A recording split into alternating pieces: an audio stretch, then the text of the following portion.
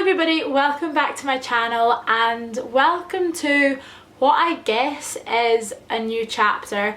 In today's video I'm going to be talking all about the probation year, my probation year, and I can't actually believe that it's got to this point. If you're new to my channel or if you haven't seen many of my videos before, I have just come to the end of my 4-year university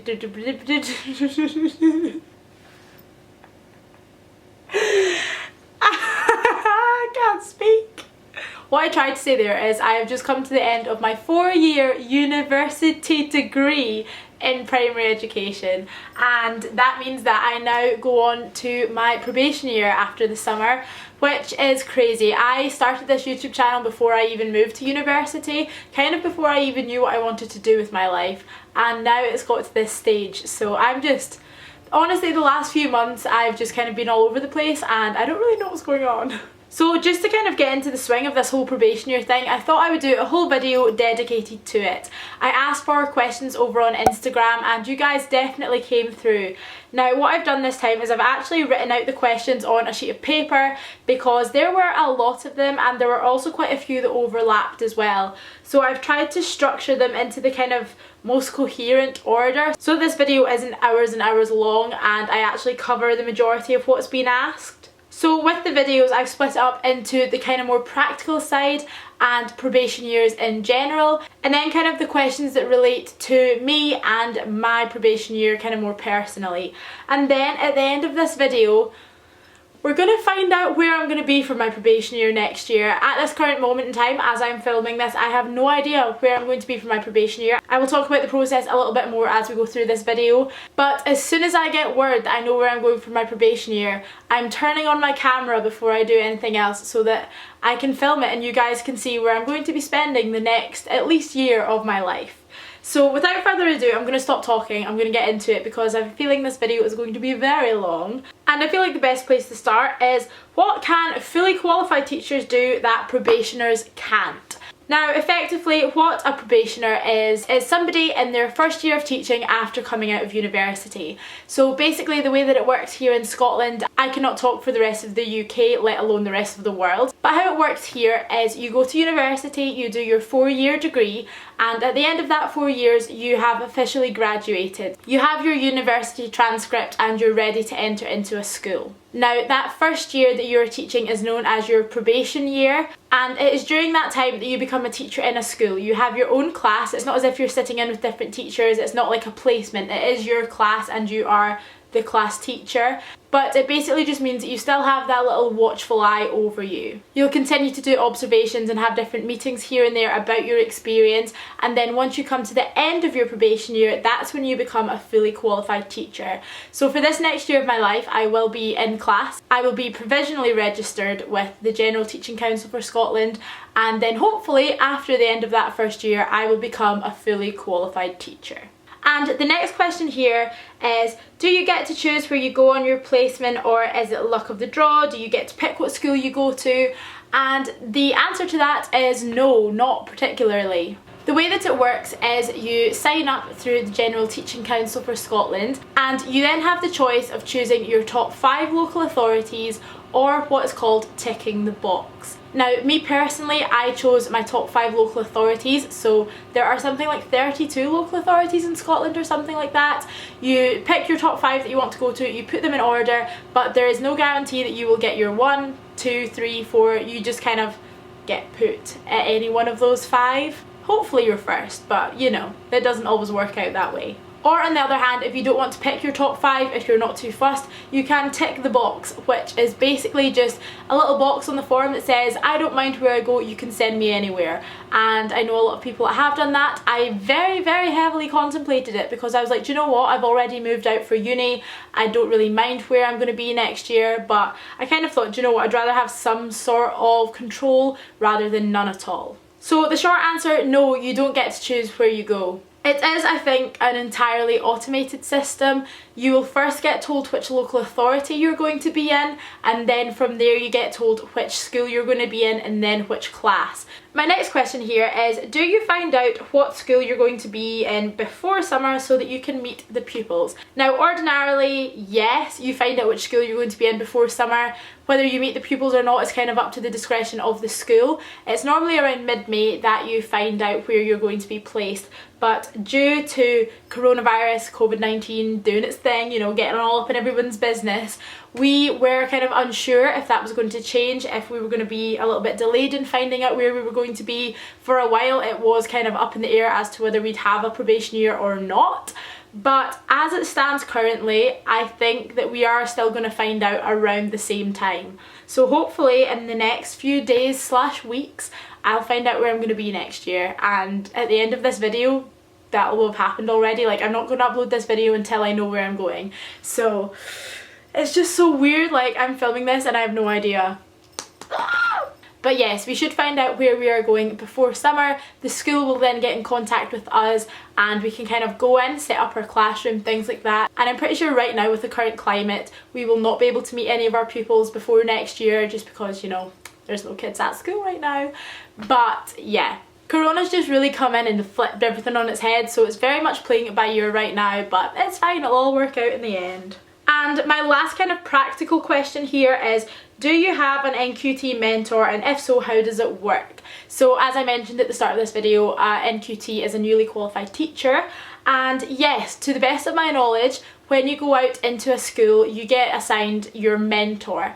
This is a teacher in the school, probably a member of the management team that is kind of looking out for you. You will have meetings with them, kind of just someone to have that back and forth with, because obviously they're aware that up until this point we've not been in a classroom on our own for an extended period of time, so we really need that person that we can go to with problems that can help us out. And from what I can understand, this year there seems to be a lot more help on offer for us, just because we are going into schools at a very different time. Currently, as it stands, we don't know what like the classroom will look like when we enter in August, or if there will even be a classroom at all, whether it will all still be online. So from what I can gather, our probation year is going to be a little bit more heavily monitored than in previous years, which is not a bad thing. I mean, I think I'm kind of looking forward to that. I mean, I say that now, but when it comes to like having more visits and more interviews, I'm probably not going to enjoy that as much. But yes, now on to the more kind of personal questions all about me and my probation year. I thought I had to kind of just go in with the big one. I got asked this question quite a lot, and that was, which 5 councils did you pick? Now, as I mentioned, I toyed with the idea of ticking the box, but I eventually decided to just do my top 5. So my first choice is Glasgow City Council. My second choice is Edinburgh City Council. My third choice was Aberdeen City Council. My fourth choice is South Lanarkshire, and my fifth is East Dunbartonshire. Now, the reason I chose those councils, they are all kind of very spread out across Scotland, but I feel like I needed a change. I have loved Aberdeen, and the last 4 years of my life there have been excellent, but I feel like I've kind of done Aberdeen now, and I wanted to come a little bit more towards home but not necessarily live at home. So that's why I've put Glasgow City and Edinburgh City as my first choices. I've kept Aberdeen at third because I do love that place and I wouldn't be mad if I had to stay there another year, and then the last 2 were kind of just fillers, to be honest. Ideally, I would like to be placed in a more inner city school so that I can have my own flat and kind of just do my own thing. If I have to move home, I will, but I kind of just want my own space. So yeah, those were my top 5 local authority choices. I just want to know where I'm going. I then got a lot of questions about how I'm feeling about my probation year, kind of in terms of what I'm excited for, what I'm nervous for entering my probation year at this time. And honestly, it is just, I can't even put it into words. Like, I'm still in shock that it's got to this point already. I think in my head I am somewhere at the start of 3rd year still. I feel like the last 2 years of my life have just absolutely flown by, and I can't believe that it is probation year time already. But no, I am excited for it. It's something different, a little change, and to be honest, I just kind of can't wait to get stuck in. I also feel that right now, because of the whole coronavirus situation, nothing feels real. Like, everyone feels like they're living in some sort of alternate universe, and because of that, the whole probation year thing, hasn't really clicked in my brain yet. I feel like once I find out my local authority and my school, it's definitely going to feel a lot more real. Like I mentioned in my last video, I am just excited to get to know my class and to be able to do my own thing and to kind of try different things out that I was not scared to do but apprehensive to try out during my placements because I didn't want to step on anyone's toes. Like, this class is finally going to be all mine and I can get to know these children as my own, and that's really special. In terms of what I'm nervous for, obviously every classroom and every child is so different, and you do have challenging pupils in your class, there's no two ways about it, but now those children are my responsibility. I can't kind of go to the class teacher for help because I am the class teacher. Obviously there will be people there to help me, but it's kind of on my own terms, and that's a little bit scary, but it's also really exciting. And the next few questions that I received were all about going into my probation year and becoming a teacher with YouTube and social media. And don't get me wrong, this has been going through my mind for the last 4 years of my life. I remember at uni, one of the kind of first lectures that we had was all about professionalism and what you're putting online and being wary of you as a professional. When we started placements, we got advised to kind of put all of our Facebooks, Instagrams on private or to change our names, and I was just sat there like, yup, well that's not gonna work because I've got a whole YouTube channel. And to be honest, until now I've just been riding the wave, and that is what I'm just going to need to continue to do. I feel like in the UK and Scotland in particular, there is this very kind of, I don't even know how you would describe it, just this expectation that pupils shouldn't know anything about their teachers' lives, and I don't really know how I feel about that, because if you compare it to places like America, like TeacherTube is such a big thing in America. So many teachers have YouTube channels, but if you come over to the UK, it's very much hush hush about what a teacher does outside of school. I suppose I just need to see what happens and kind of where it takes me. Over the last few years, I have shared a lot on my YouTube channel, and in some videos I discuss topics that I'd be scared to even go to my friends or my mum about. But in the same way, if people then came to me and asked questions about something that I had put online, I wouldn't be like embarrassed or worried to talk about it. So I'm not worried about something that I've said online coming back to bite me in the butt later down the line, because I feel like everything that I've put online I would be happy to discuss. But I feel like I might need to go through my channel and just kind of private some of the videos that don't really go along this line anymore. Like, my first videos have nothing to do with what I talk about now, and I know that the videos I produce now are here to kind of help people and to just kind of create an open chat about university and early teaching. And those videos I would not want to take down because I still get comments on them now, but you know, like my get ready with me for prom 4 years ago, no one needs to see that anymore, so that might need to go. But yeah, it's all just very up in the air, and I just need to see what happens. I don't want to stop making videos just because I'm going on to my probation year, but things might need to change. And my next question here is, are you looking forward to setting up your classroom? And this one gave me butterflies. Yes, I am so excited about setting up my classroom. I feel like this is one of the main things that everyone gets a little bit excited about when they do start their probation year. Like, all the way through uni you get put into different classrooms, you're seeing what you like, what works, and you're like, maybe when I have my own classroom I might use that. And now the time has come and I'm so excited. Like, I actually can't wait. Even see the thought of putting like banners up on the walls, that is just me to a T. I love stationery, I love decor. Get me in a classroom right now so that I can start decorating it. I've also got another question about if I've bought anything yet or if I would recommend buying anything for your classroom at this stage. Me personally, I have not bought anything yet because I don't know what my classroom looks like. I don't know what year I'm going to teach. I just feel like there's not much point at the moment until I know where I'm going to be and what I'm going to be doing, because a lot of schools in Scotland now are open plan, and so decorating that will be entirely different to decorating your own like square classroom.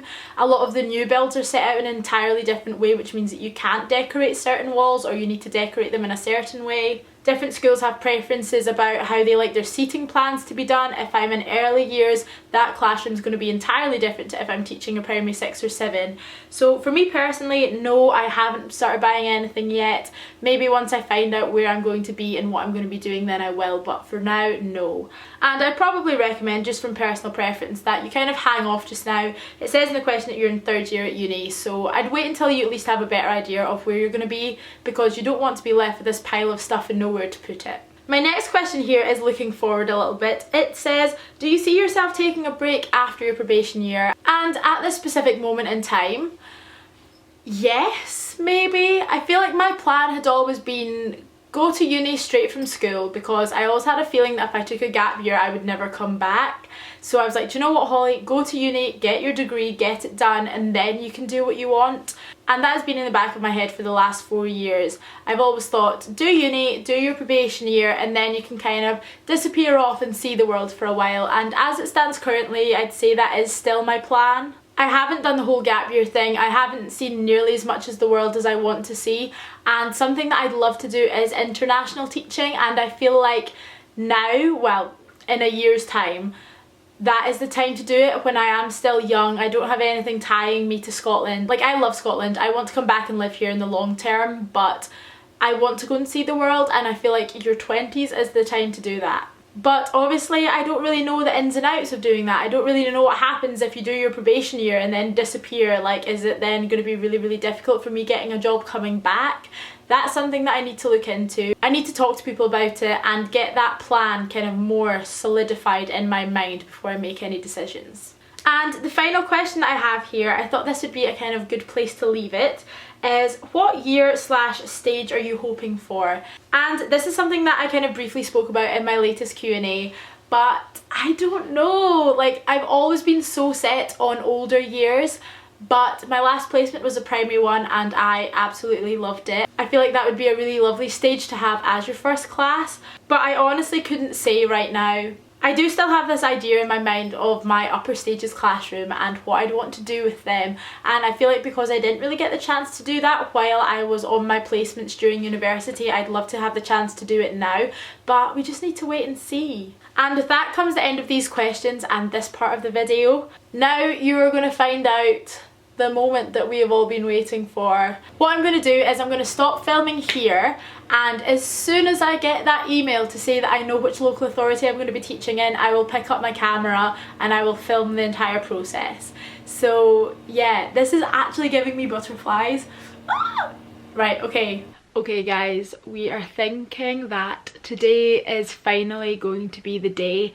As you can probably tell by when this video is being posted, we did not find out our allocations in mid-May as we were told. It is now the 3rd of June and there is finally news on Twitter of people receiving their local authorities.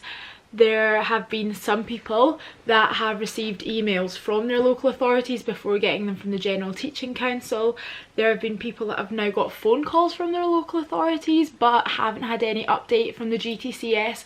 So quite frankly, I don't know what is going on right now. It just seems like everything is a bit of a shambles, to be honest. Like, we were told that whenever they went live, we would get an email and a text notification to tell us that the portal had been updated, and we could then go on and load it and it would tell us where we were going.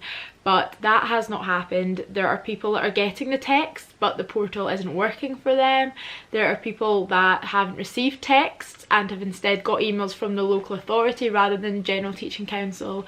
So I'm just sat here pretty much jumping out of my skin every time my phone vibrates, and I just don't know how this is going to work. Like, there are some people on my university chat that know which council they're going to already, and I haven't had an email, I haven't had a text, I haven't had a phone call, and the portal isn't loading.